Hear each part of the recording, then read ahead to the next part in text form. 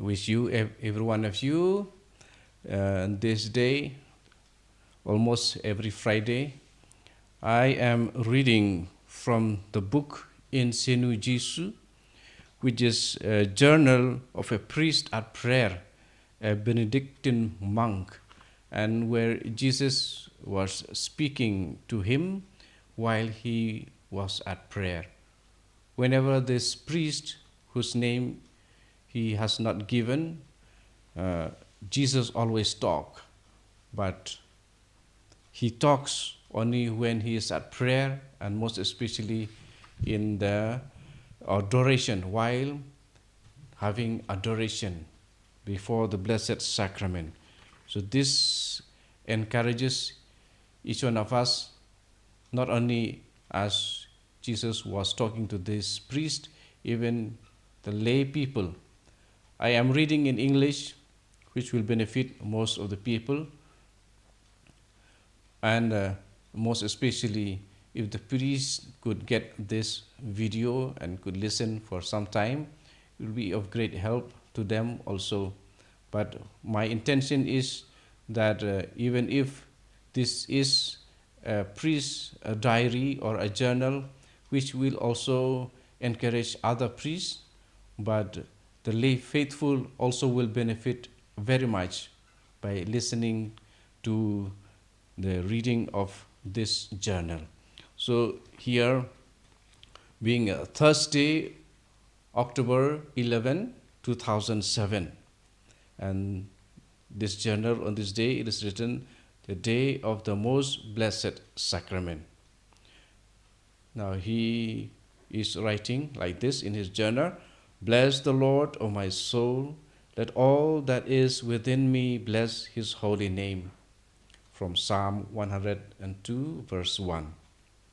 Now he prays, Lord Jesus, I present myself before thy Eucharistic face today, placing myself in spirit close to that tabernacle in the world, where thou art most forsaken, most ignored, and most forgotten. Since thou hast asked me for it, I offer thee my heart, the heart of a priest, to keep company with thy priestly and Eucharistic sacred heart. I adore thee in a spirit of reparation for all the priests of the Church, but especially for those who never or hardly ever stop in thy presence, there to put down their burdens and to receive from thee new strength, new lights, new capacities to love, to pardon, and to bless. I do not want to leave this tabernacle today. I want at every instant to remain immersed in the adoration for which thou waitest for thy priests. I unite myself to the Most Holy Virgin Mary, the intercessor of all graces and first adorer of thy Eucharistic face. By her most pure heart, may the prayers that rise from my heart reach thy open heart, hidden and so often left alone in the great sacrament of thy love. Amen. Now Jesus was talking to him. The guardians of the sanctuary, that is the priests, must also be adorers in spirit and in truth.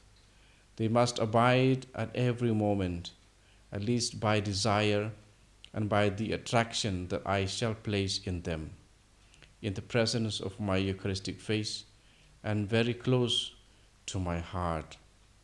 This is what I ask of all my priests, but because not all will do it, I ask it of you. As for you, abide at every moment before my Eucharistic face. Do not forsake my heart that beats with love, that wants only to pour out torrents of mercy upon those who draw near to my real presence. If I am speaking to you in this way now, it is because you need to hear my voice. This too, for too long, you have been far from me. without being able to keep me company, without being able to hear all that I wished to say to you. But now the moment has come.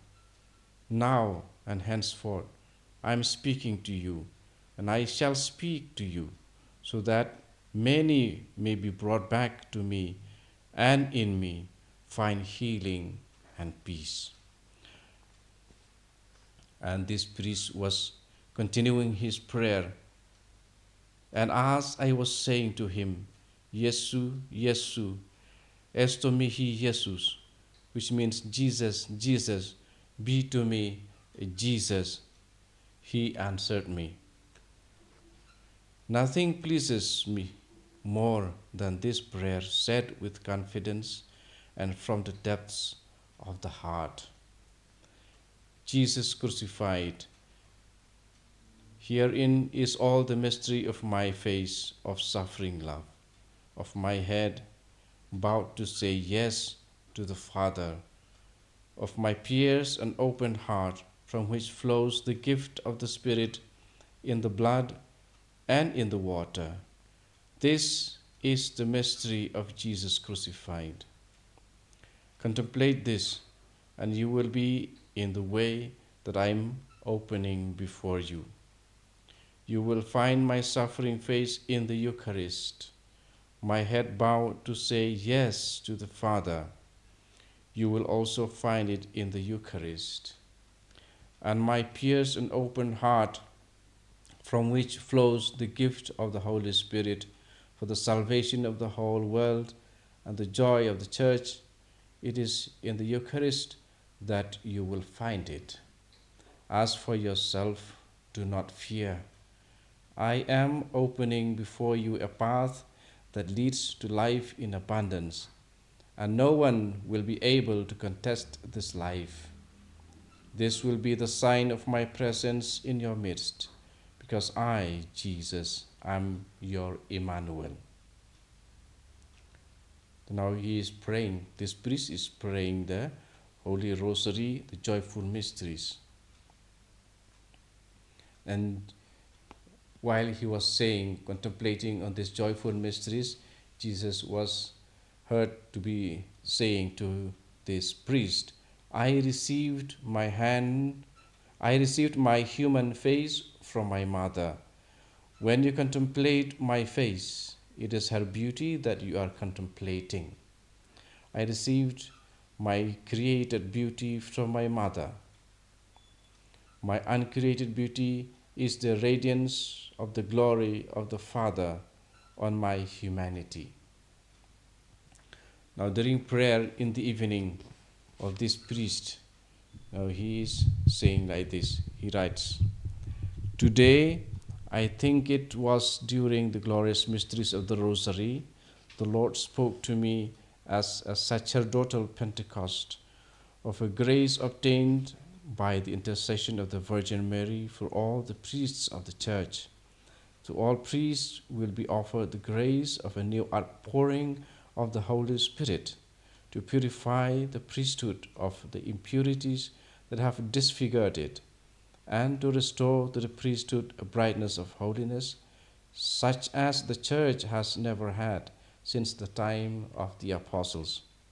This sacerdotal Pentecost is being prepared already in silence and in the adoration of the Blessed Sacrament.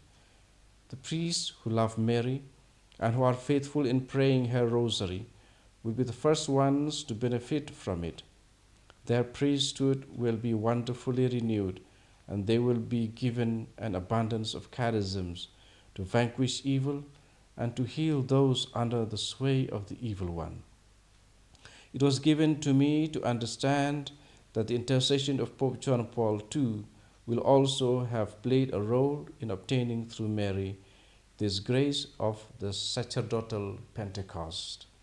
Certain priests will refuse this grace of the sacerdotal Pentecost out of pride or a lack of confidence or an absence of faith in the real presence of Christ in the Blessed Sacrament. This sacerdotal Pentecost will begin from the tabernacles of the world, as from a burning hearth of charity, priests who will have been found faithful in keeping company with Jesus, the host will rejoice. They will understand straight away the wonders that He will want to do in them and through them. The sacerdotal Pentecost will affect, first of all, the priests who are true sons of Mary, living like St. John in her intimacy, very close to her Immaculate Heart. So that is a journal on October 11, 2007. I hope I have helped some people or many people, depending on whether you listen full or not to this video. So may God bless each one of you. Let us, each one of us, be adorers of Jesus. And whenever we have spare time, if you are near parish church or any church that has tabernacle, and you can go and spend some time with Jesus, for that is what pleases Him. Whether you are a priest or you are a lay person, layman or laywoman, a youth, if you spend more time in front of Jesus, looking at His face in the Blessed Sacrament, you will receive lots and lots of strength and peace and love and joy and the ability to bear sufferings and wrongs.